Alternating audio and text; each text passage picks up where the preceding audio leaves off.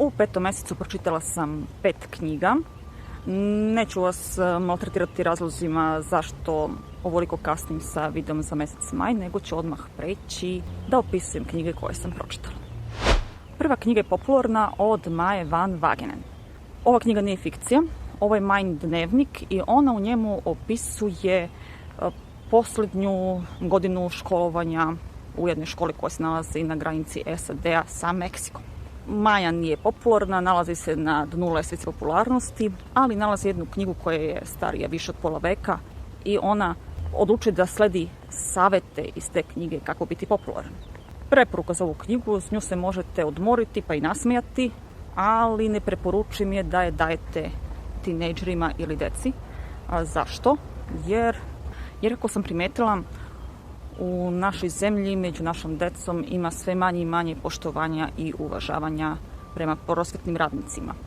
To jest prema svima koji rade u školi. Od direktora do čistača nema više onog poštovanja kao kad sam ja išla u školu. A u ovoj školi je sasvim normalna stvar da se direktor ne poštuje, droga, kriminal, da devojčica bude trudna sa 13 ili 14 godina, to je normalno. Tako da mislim da sa decom i tinejdžerima trebamo raditi na onim pravim vrednostima, a sa ovom knjigom to nećete postići, tako da za njih antipreporuka. Druga knjiga je Sezona oluja, 8. deo serijala Veštac. Knjigu je napisao Andrzej Sapkowski i pošto je prevod rađen abecedom, ja sam se pitala da li je Andrzej ili Andrzej, pa sam morala da googlam i Andrzej je, tako da bolje da se koristi azbuka nego abeceda. Veoma mi se dopao roman i zainteresovao me je za celu sagu. Zašto sam prvo čitala 8. deo? Jer piše to uvodni deo, pa pošto je uvod, inače njega treba da čitam prvog. A ovu knjigu sam čitala paralelno sa prvom knjigom, sa Posljednjom željom. Sezona oluja, ukratko, glavna radnja je to da su Geraltu iz Rivije ukradeni njegovi mačevi.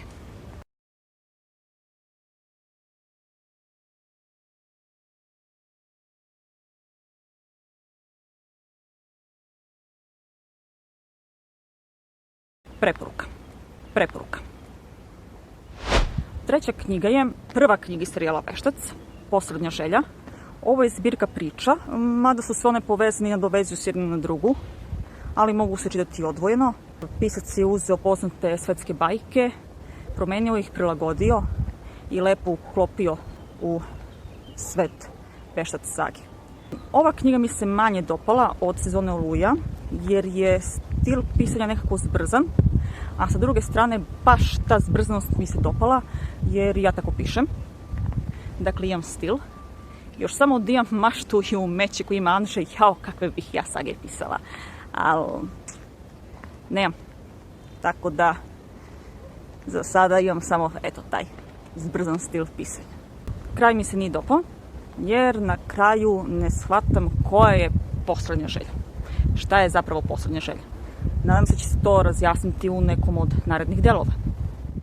Četvrta knjiga je knjiga Mali dimničar. Domaći pisac je u pitanju, R.M. Marko. Roman je smešten u Češkoj. Dešava se u 19. veku. Glavni lik je Viktor.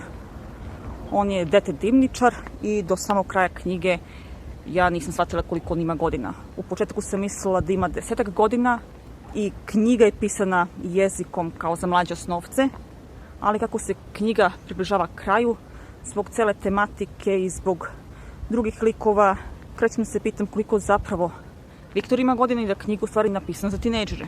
Knjiga se radi o tome da je Viktorov kolega nestao. Pretpostavljaju da su ga neki opasni ljudi ubili jer je našao knjigu, neku specijalnu knjigu. Viktor nalazi ključ za tu knjigu i stavlja u opasnost ne samo svoj život, već i život svih osoba koje mu znače. I pored svih nedostataka koje priča ima, priča je dobra i bilo bi lepo da se ekranizuje. Ja bih voljela da ovu knjigu vidim kao film. Još bi bilo odlično kada bi je baš češće ekranizovali. Oni imaju fenomenalne dečije filmove, pogotovo bajke. Režija im je izvrsna, tako da se nadam, ako se bude ekranizovala, da će to oni raditi. Dakle, priča je dobra, korice su lepe, ilustracije odlične, ali ipak antipreporuka za ovu knjigu. Antipreporuka ne za čitanje, nego antipreporuka za kupovinu. Ja sam je kupila na sniženju i ne vredi tih para. Ne bi vredila i da je koštala 150 dinara, a ja sam je platila skuplje od 150 dinara. Da je koštalo 100, onda za te pare bi bila dobra. Zašto? Zato što je najverovatnije sirov rukopis odštampan. A knjigu nije pisac sam izdao, niti mu je izdao neki mali izdavač. Pa i da mu je knjigu izdao mali izdavač, opet ove greške bi bile neoprostive. A knjigu je izdao gigant domaćeg izdavaštva. Dakle, tu treba biti ceo tim. Urednik, lektor, korektor, dektor, mektor i šta sve ne. Da tu priču pročitaju, to jest da rukopis pročitaju, da vide ako nešto fali, ako nešto nije logično, ako postoji neka greška, da ukažu piscu na sve to i da on to ispravi, doradi, prepravi, pa da rukopis liči na nešto. Ovdje toga nema. U jednom dijalogu fali rečenica, na početku knjige nedostaje objašnjenje nečega, pa se onda vi pitate, čekaj, šta se zapravo dešava. Mi odrasli, hajde, mi možemo da shvatimo, ali ipak deca kad bi čitala, onda jednostavno nije knjiga za decu, zbog svih tih nedostataka. Tako da ako nekad imate priliku da je pročitate, jako je mala knjiga, priča je kratka, pročitajte je jer je simpatična, ali za kupovinu antipreporuka nikako. 5. knjiga je druga knjiga serijala Veštac, Mač sudbine. I ova knjiga je zbirka priča, mada te priče su više povezane, više se nadovezuju jedna na drugu, pa meni ovo deluje kao roman. Da nisam pročitala da je zbirka priča, bilo bih sigurna da je roman. I ovdje je pisac uzeo svetski poznate bajke i priče i prilagodio ih u svet Veštac sage. Mač sudbine mi nije držao pažnju kao prethodne dve, bila mi je naporna. Dobar deo knjige mi je bio dosadan, to jest bili su mi dosadni svi delovi gde se pojavljuje Jennefer. Čim je Jennefer otišla iz priče, knjiga je krenula da liči na nešto, krenulo nešto se dešava i postalo je zanimljivo. Dok nije postalo zanimljivo, Neven je izvlačio stvar. Da nije bilo Nevena, mnogo duže bih čitala ovu knjigu, jer ni sam Geralt ne liči na Geralt iz prethodna dva dela, kao da nije ista osoba.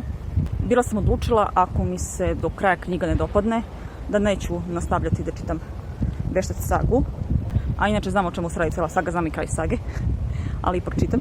Meni ne smeta kada znam kraj, ni što se knjiga tiče, ni što se filmova tiče. Poslednje dve priče su izvukle stvar, one su meni bile izuzetno zanimljive.